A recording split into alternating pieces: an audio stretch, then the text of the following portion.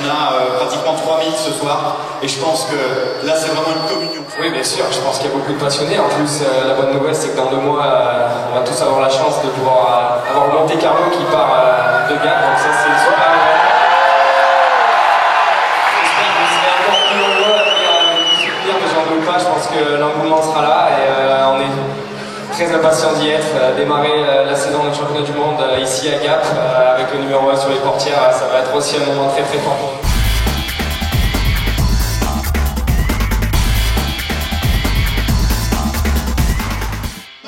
Sébastien Ogier participe à l'opération Rallye Jeune, mais il est éliminé car il touche une quille et il revient l'année d'après et il remporte cette opération Rallye Jeune. Et à la tête de l'opération Rallye Jeune, il avait un certain Julien Guilleméo, s'il vous plaît. Julien Guilleméo, sous vos applaudissements.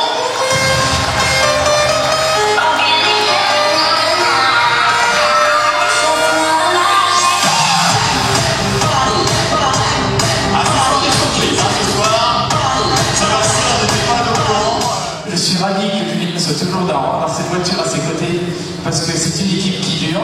Aujourd'hui, ils sont entourés d'un très bon constructeur, ils ont des partenaires. C'est l'équipe qui gagne et qui peut continuer dans la victoire. Je suis surpris, tout le monde est surpris, parce que nous avions à l'intérieur des outils de travail, des outils d'analyse qui nous permettaient, on ne peut jamais dire, il va être champion du monde, mais tous les éléments qui tendaient à dire il peut être champion du monde. Et ça, on s'est battu, on l'a martelé à la Fédération française du sport automobile, on l'a martelé chez les constructeurs. Et nous, on a fait que détecter le diamant brut. Après, les constructeurs, les partenaires, les firmes se sont changés de polir. Mais c'était inéluctable, ça ne peut finir que comme ça. L'année est vraiment dominante dans laquelle on a prouvé qu'on avait vraiment la capacité de devenir champion du monde un jour. Et c'est aussi cette année-là qui m'a permis par la suite d'avoir des belles cartes en main pour choisir mon avenir, même si c'était au prix d'une année off en 2012, on va dire plus ou moins off. Je pense qu'aujourd'hui, on est sûr qu'on a fait le bon choix, on a les récompenses de ces efforts.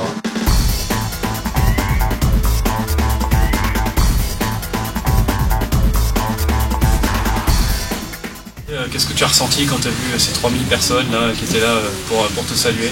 C'est émouvant, c'est vrai que déjà en Alsace, quand on a compris le titre, il y avait énormément de monde et on a senti une grosse ferveur autour de nous, mais c'est vrai que le public alpin, c'est nos racines, c'est ceux qui nous ont soutenus depuis les premières heures et c'était important pour nous de venir le fêter ici avec eux.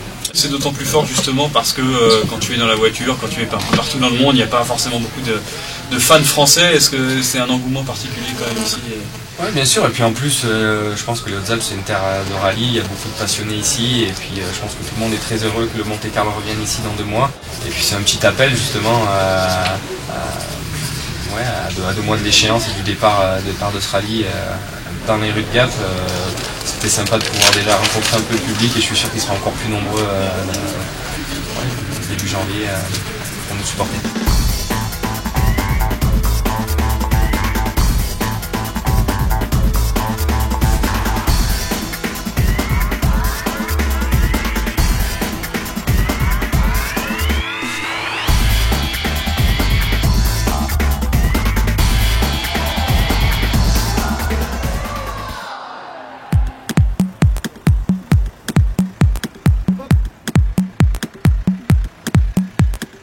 Mazda 3 continue totalement l'ensemble des technologies que nous avons amenées avec le CX5 et la Mazda 6, à savoir le design Kodo d'un côté, les technologies moteur-boîte SkyActiv, l'ensemble des équipements de sécurité iActive Sense et une nouveauté sur la Mazda 3 qui est la nouvelle connectivité MZD Connect qui, elle, permet par exemple de brancher n'importe quel type de smartphone directement sur la voiture, donc d'avoir son environnement smartphone reproduit sur l'écran dans la voiture, donc d'avoir un environnement familier tout en conduisant en toute sécurité. Nous avons une motorisation diesel qui répond d'ores et déjà aux normes Euro 6, L'exploit vient du fait que, contrairement à la plupart de nos concurrents, nous avons réduit le taux de compression sur nos moteurs diesel, ce qui nous permet de quasiment ne pas émettre de NOx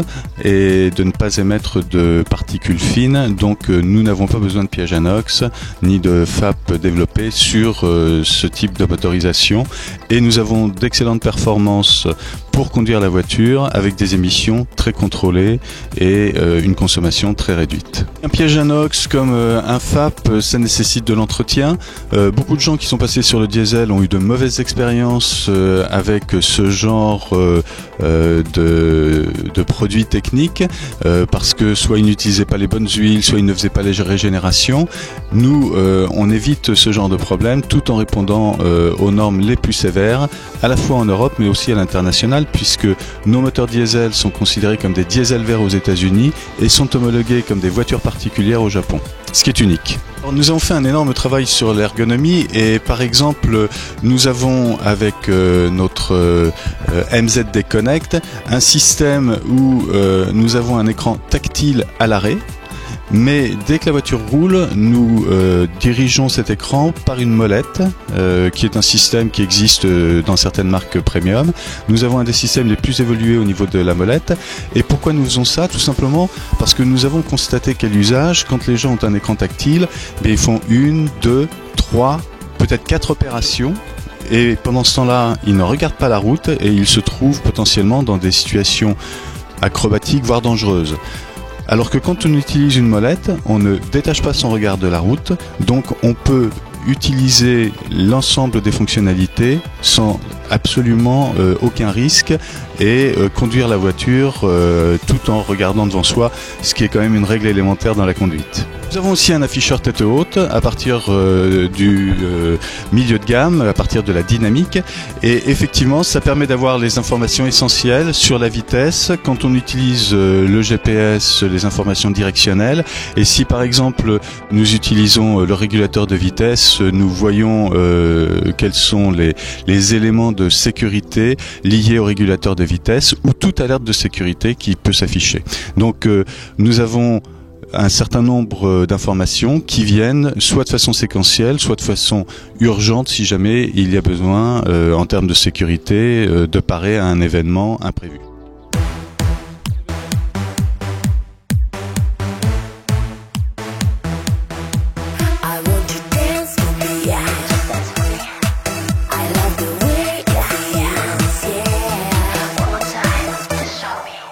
Got to dance, to shake the stress away. Got to feel the groove that DJ play. While the crowd around staring at you. Sexy moves that you do, no one can do. The way you look makes me out of my head. You're giving me the night, I won't forget. You got to dance for me in the light. I love the way it feels when you dance. I want you dance for me with that smile. I love to watch you, babe, till the end, yeah. On the dance floor, all you need is me watching you show. Feel the beat on the dance floor, let your body go. You gotta rock this club inside out. Be the only one I'm mad about. Gonna hit the floor and get some more. Cause you know what I am ready for. I wanna be seduced the way you want. You're burning me inside, so get it on. You got to dance for me in the lights. I love the way it feels when you dance. I want you dance for me with that smile. I love to watch you, babe, till the end. You got to dance for me in the lights. I love the way it feels when you dance. I want you dance for me.